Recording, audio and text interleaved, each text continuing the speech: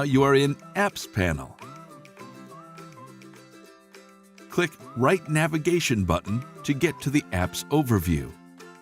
Use navigation buttons to look for an app that you're interested in. When you find it, click OK.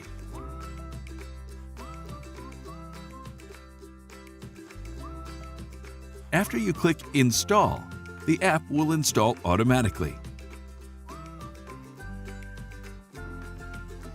Click Open to use it.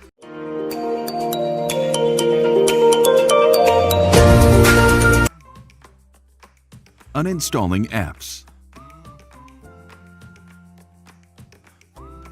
Choose Apps on the list shown on the left side of the screen and click OK on your remote control. Find the app you want to uninstall. Click OK for a while and the list will show up.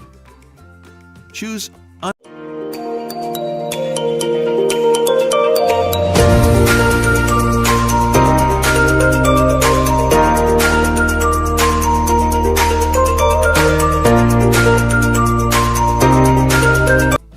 Done. Thank you for watching. If you want to get more information, visit us at tcl.com.